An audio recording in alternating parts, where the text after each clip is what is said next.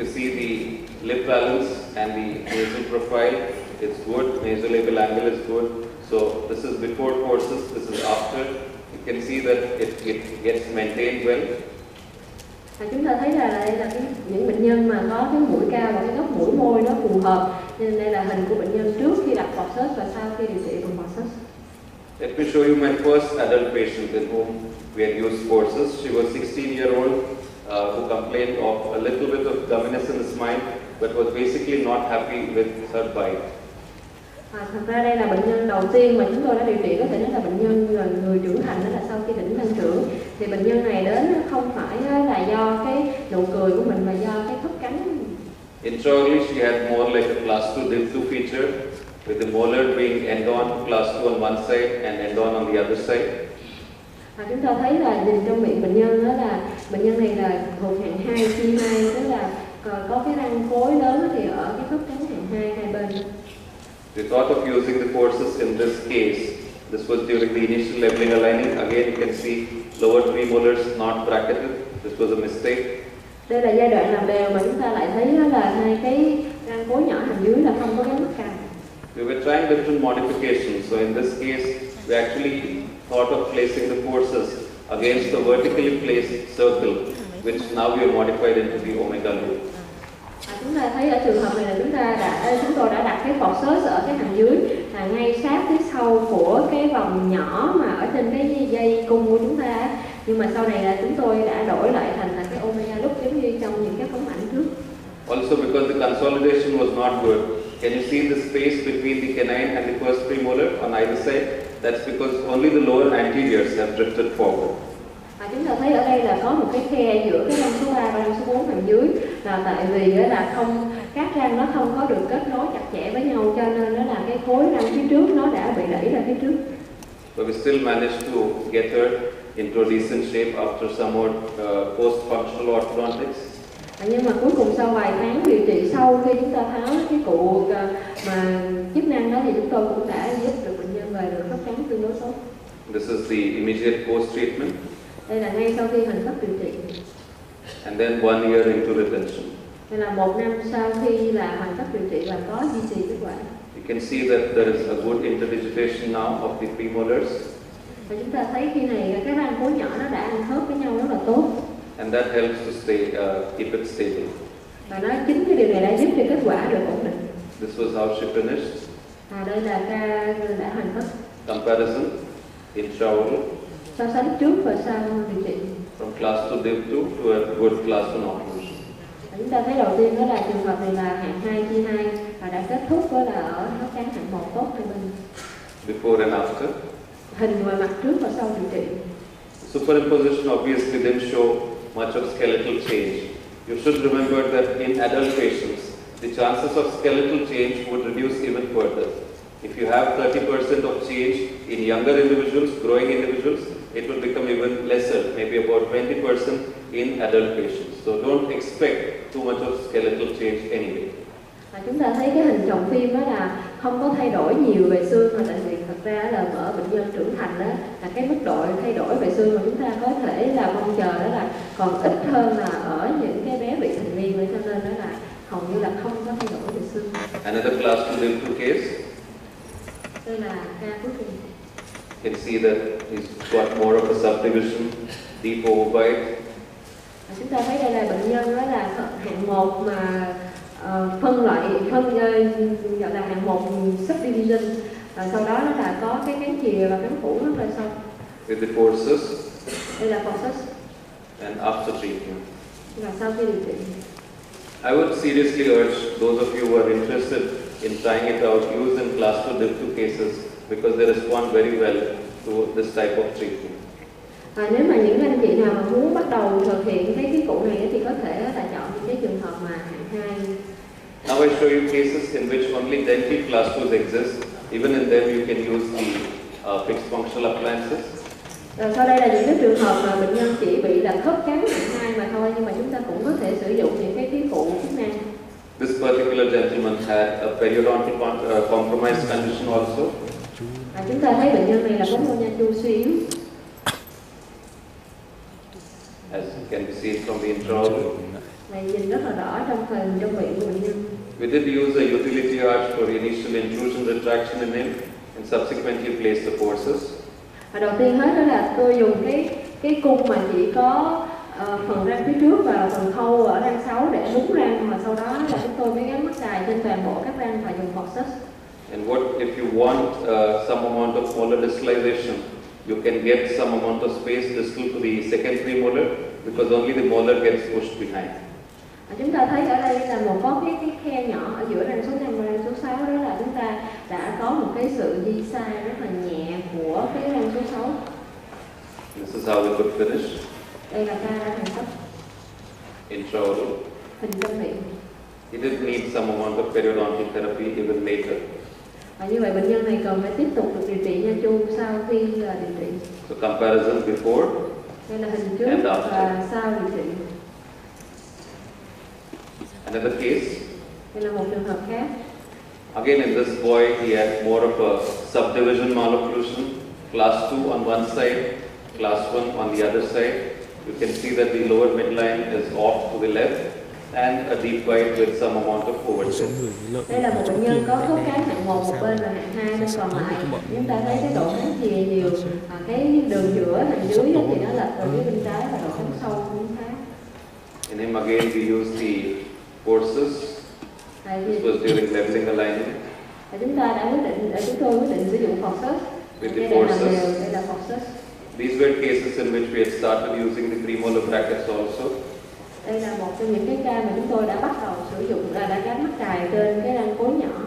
In subdivision cases, it's important to keep the activation more on one particular side.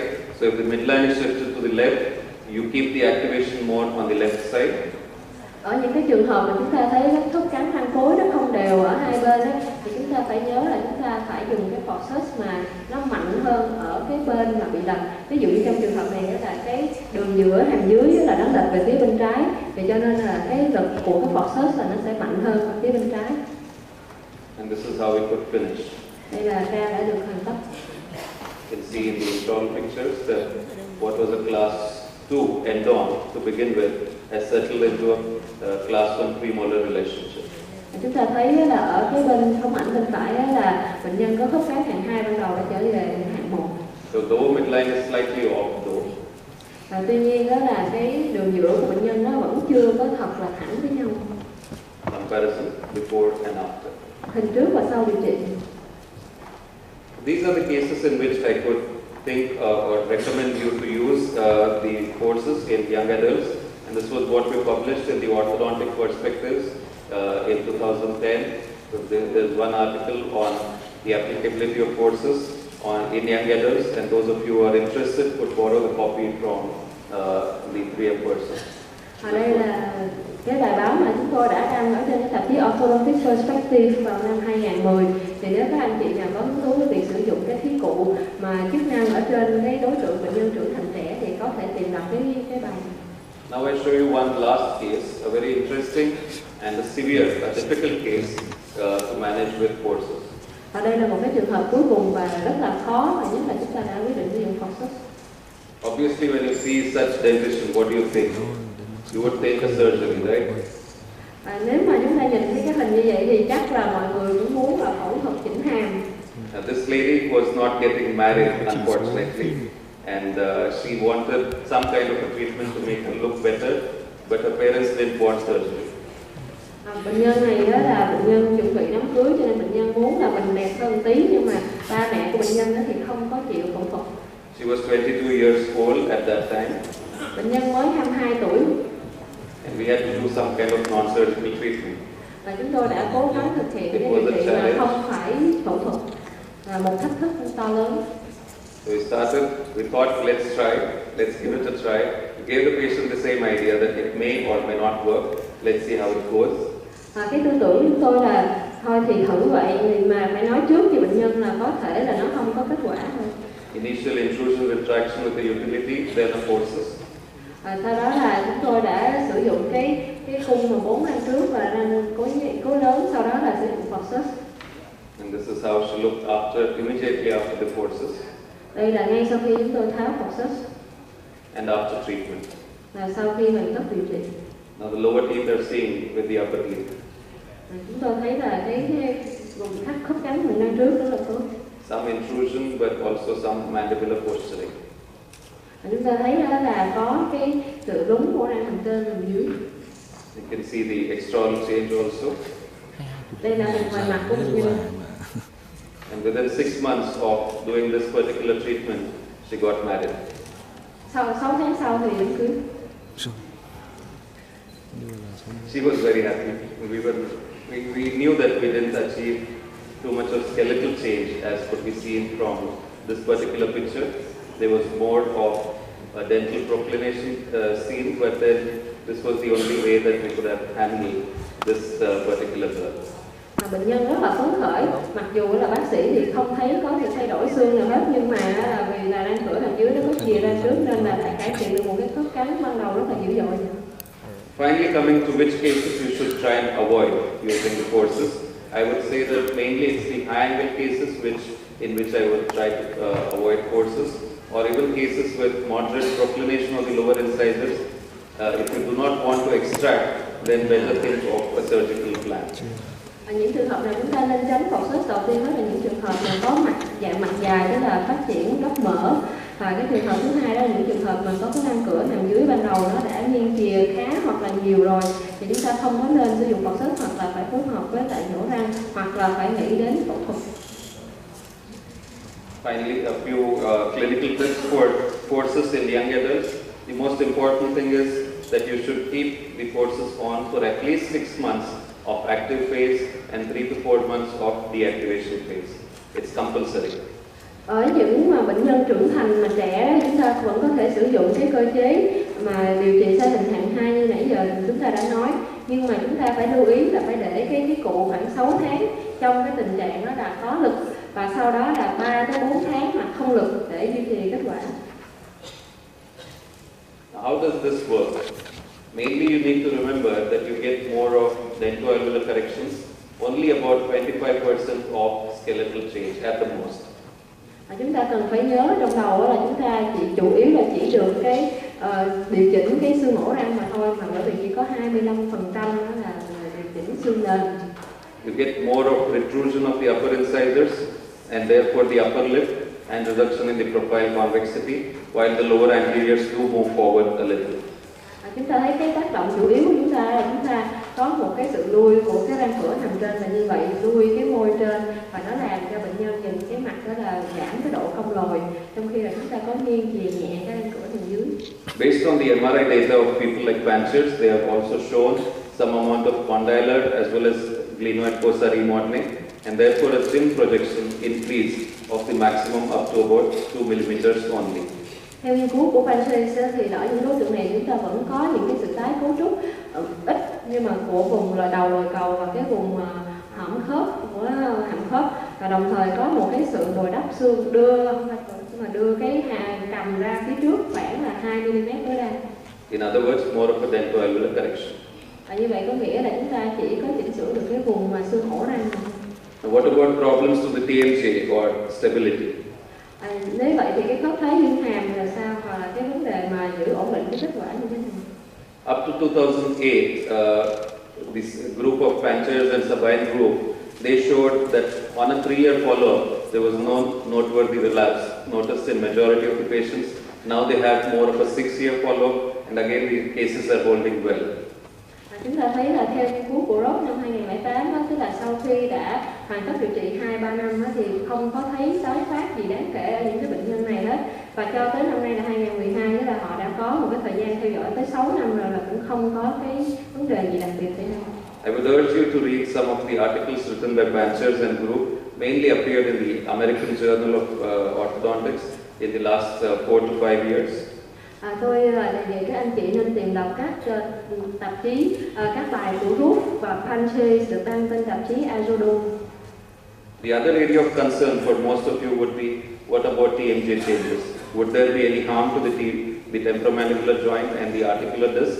Basically, with the appliances such as the herbs as well as the functional mandibular advancer or the FMA, they have not seen any kind of TMJ problems while evaluating these cases, adult cases, using MRI data.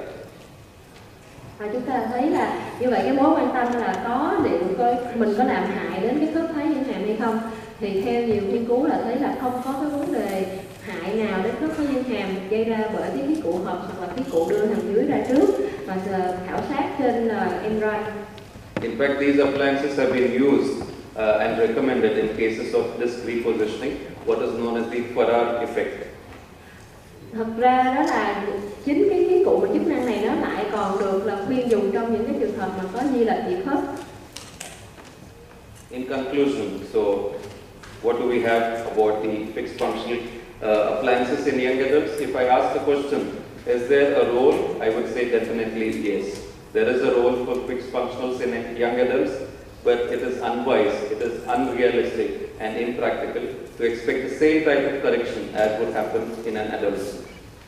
Để kết luận thì chúng ta thấy là đối với những cái đối tượng là người trưởng thành mà trẻ thì chúng ta có thể sử dụng cái khí cụ chức năng được hay không? Câu trả lời là dĩ nhiên là chắc chắn là được rồi, nhưng mà chúng ta thật là sẽ không đúng về phía chúng ta nếu mà chúng ta hy vọng và mong chờ cái kết quả tương tự như là ở cái người bị thành niên thì chắc chắn chuyện đó không xảy ra. Apart from the precautionary steps in the lower arch, a longer period of usage would be the key to a successful outcome. Và để có được một cái kết quả mỹ mãn đó, thì chúng ta nên đó là cẩn thận đặc biệt với cái răng cửa nằm dưới, và đồng thời là chúng ta phải để cái khí cụ ở trong miệng đủ lâu để chúng ta duy trì cái kết quả của mình.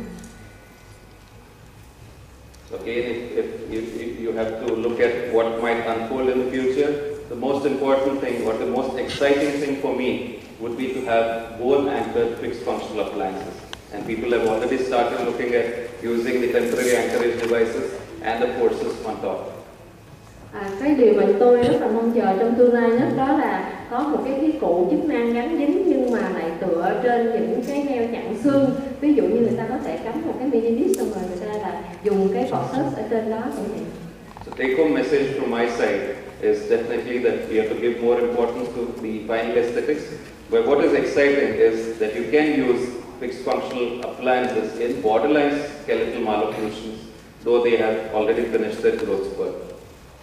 Chúng ta thấy là như vậy là sau cái buổi này chúng ta cần nhớ cái gì? Là đầu tiên hết đó là khi mà chúng ta lên một cái kế hoạch điều trị là chúng ta cần phải lưu ý đến cái thẩm mỹ sau cùng của bệnh nhân chứ không phải chỉ cái khớp cắn của bệnh nhân. Và cái thứ hai là cái việc sử dụng những cái khí cụ chức năng mà gắn cố định này á, ở những cái trường hợp mà bệnh nhân có cái sai hình mà có cần phải phẫu thuật đó, thì chúng ta cũng lưu ý là có thể mà chúng ta nghĩ tới được. But be judicious in what you would expect. And at this point, I would like to really thank the Vietnamese Dental Association, especially the Hanoi group, for thinking of inviting me to lecture on a new topic, and which fitted well with the theme of the challenges and the opportunities. I would like to thank the organizers, but more importantly, a wonderful audience, since you have sat through for more than 3 hours of only courses and courses. Cũng nhân lúc này là tôi cũng muốn cảm ơn đó là Hội Răng Hàm Mặt Việt Nam đã mời tôi đến đây để tạo cơ hội cho tôi trình bày cái vấn đề này, và cái nhóm tổ chức ở ngoài Hà Nội, và đồng thời đó là cũng là cảm ơn các anh chị đã ngồi cho tới giờ này là đã nghe 3 tiếng đồng hồ về toàn forceps trong cả. Cảm ơn. Thank you very much. This is my son, by the way, who keeps waiting for me back in India, and he keeps asking. Every month or the other, I'm keeping on traveling. He says, why don't you call all the guests to India and you lecture here as well? Đây là con trai của tôi, thì nó là luôn phải ngồi nhà đợi tôi về, rồi tháng nào tôi cũng phải đi giảng ở các nơi hết. Thì nó hỏi rất là ngây thơ là, ủa sao ba không đem mấy cái vị đó về để giảng ở tại Ấn Độ mà đi cho nó mệt.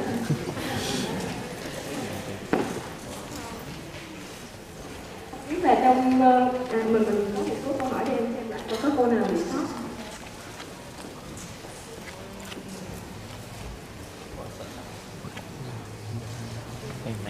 There was a case where you clipped the push rod right distal to the bracket on the lateral inside the lower. Why? Not on the lower. Always distal to the Can always distal to the canine usually. Okay.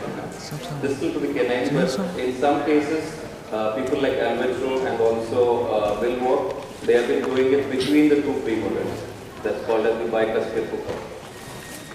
Cái câu hỏi là có một cái trường hợp là đã đặt ở phía xa của răng hai dưới, nhưng mà ông khẳng định này là không có trường hợp nào như vậy hết, nhưng mà có trường hợp là ông đặt ở giữa hai răng khối nhỏ nằm dưới thì có, thì khi đó đó là cái forceps, nó gọi là forceps ở răng khối nhỏ.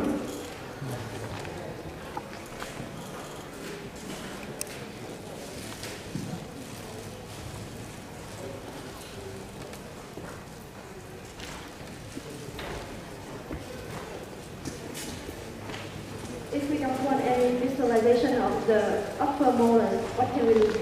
Yeah, that's a good question. I had something on biomechanics for that. But if you do not want any discalization of the upper molar, you should consolidate from one permanent molar to the other using a figure of 8 ligature and the bend back of the arch, a cinch back. Có một cái câu hỏi là nếu mà chúng ta không muốn các răng khối lớn ở trên nó di xa thì chúng ta có cách nào? Thì ông Sultan cũng nói là chúng ta có thể là nối hết tất cả các răng lại với nhau bằng cách là buộc dây dây trơn, và chúng ta có thể bẻ đuôi của cái dây cung thành trên, thì như vậy là răng nó sẽ không có bị trơn.